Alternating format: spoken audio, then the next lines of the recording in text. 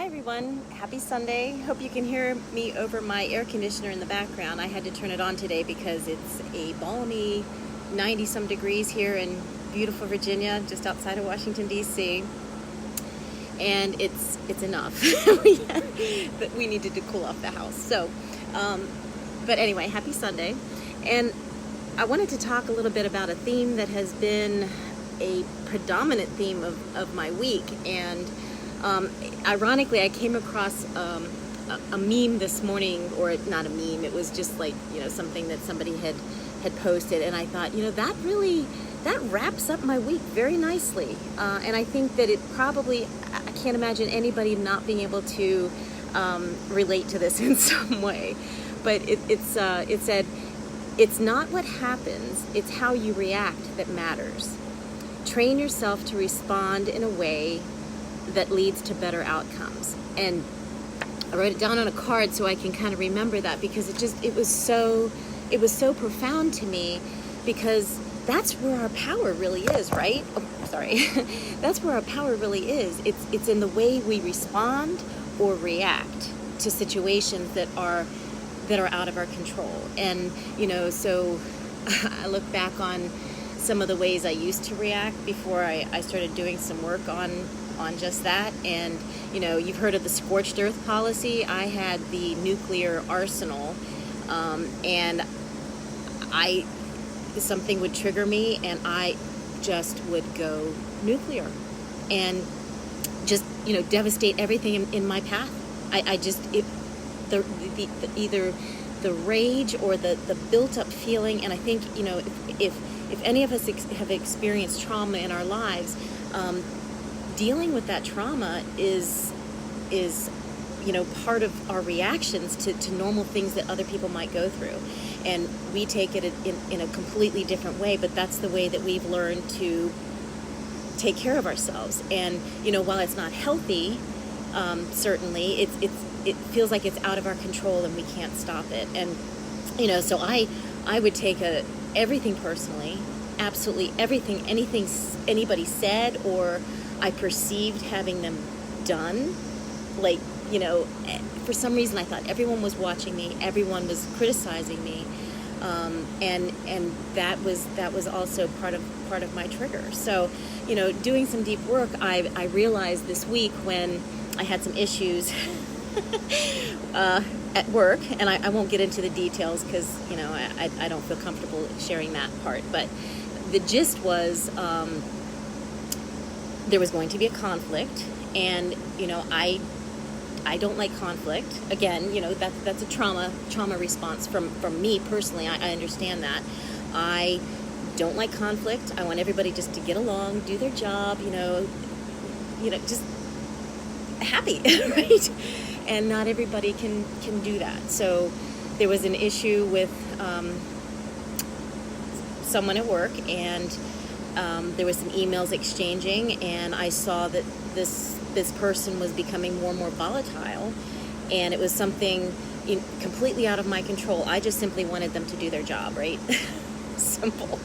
And they were looking for a fight, and it was very evident in the email exchange. And so I realized after trying to resolve it, and we start getting upset, I think, when something is, we want a certain outcome, and the way things are heading is not going to the way we would like to have that resolved.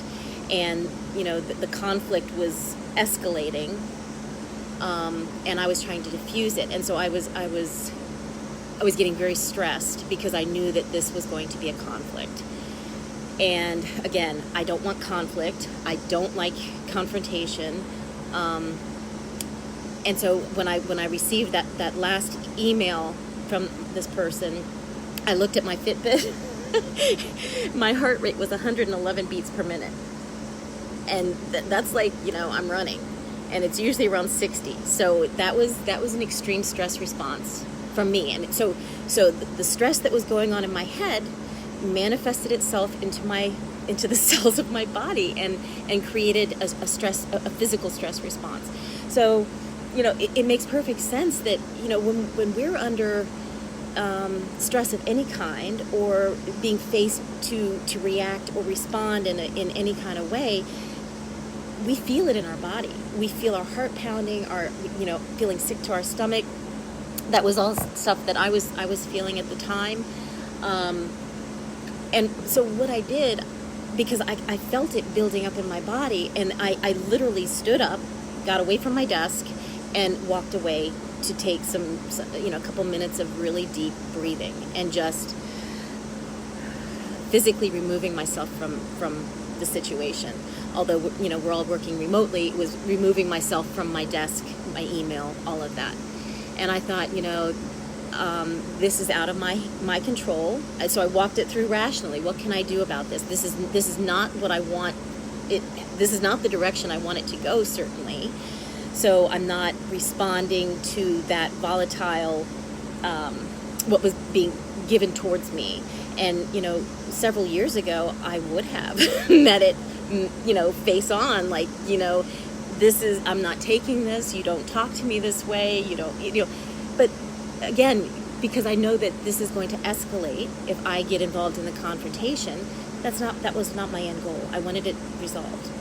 But I also saw that this was not getting resolved, and it had been gone on for a couple weeks now. So I did have to alert my manager and tell him that I wanted to be able to talk with him to kind of walk through what the best approach to resolving this situation would be. So asked for feedback. Because you know what? Again, after all the work that I personally have done on my, triggers and reactions and responses, and I still second-guessed myself. Did I say something wrong? Should I have said something differently? And while I didn't try to stew in that, I was cognizant of playing the tape back. What happened? Not in a way of what's the word I'm looking for? Beating myself up, but what could I have done differently that might have made it a better outcome? I don't know that I could have. I stuck to the facts, which is always in your best interest, right? Stick to the facts. Keep it completely objective, not subjective, which is, sometimes hard. That's why it's always good to step away when we feel that initial response, or that, that knee-jerk reaction brewing. Step away. So you distance yourself from that situation. And so I talked it over with my boss, and we came up with an approach, and I felt better. I felt better in that I didn't react out of anger or frustration. I stayed very matter of fact. And I had to give myself a lot of credit for that, because that was not always the way I would respond, right? And I didn't take it personally. I understand that, what other people do is their business. And it has no reflection on me. That person didn't need to be aggressive or, the way they were.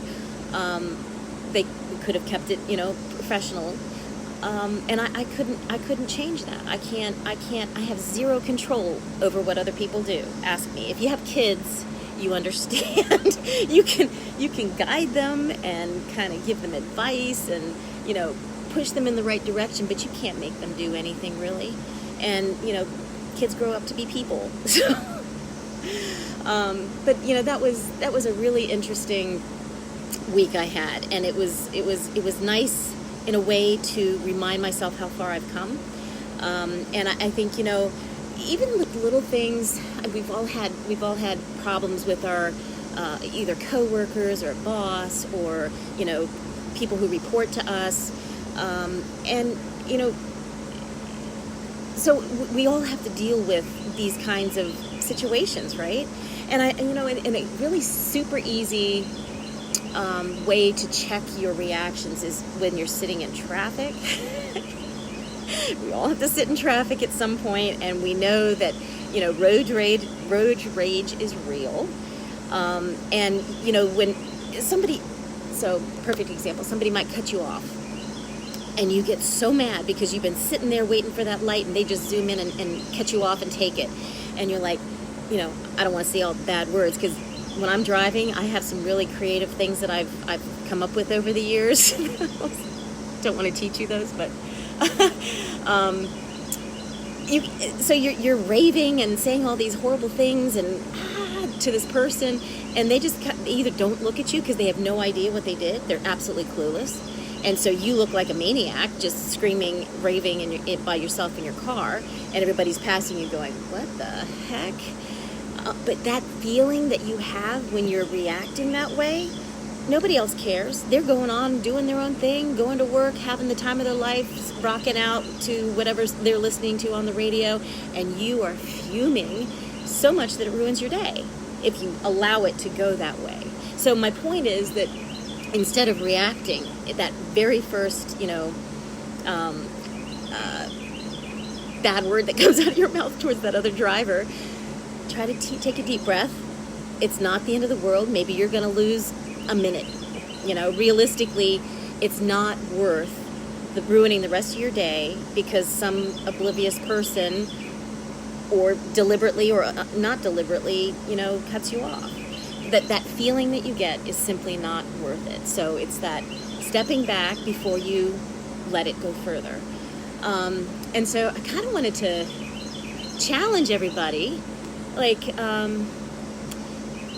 see it maybe this week, because I know this is going to be a focus of mine, seeing how I react to other events, because I know that we're going to have some chats at work this week, and I'm already not looking forward to it, but I also know that I want resolution. So that's my end game, resolution, and taking my feelings out of it, just factual, best for the team, best for the business, best for the client, resolution. But anyway, so my challenge, let's all see how fast we can stop our reactions when we feel them starting. If it's going to be at work, if it's going to be in the car, if it's going to be cooking dinner, or going to the store and having to stand in a long line, or somebody cuts in front of you, whatever comes up. I challenge you to not react, step back, take a deep breath, maybe for a minute, maybe for 2 minutes, maybe for 5, whatever it takes, so that you feel better, so that you don't let that ruin your day. So, and I'll check in throughout the week to see how you're doing with that. So, happy Sunday, good to see you, and take care. Bye.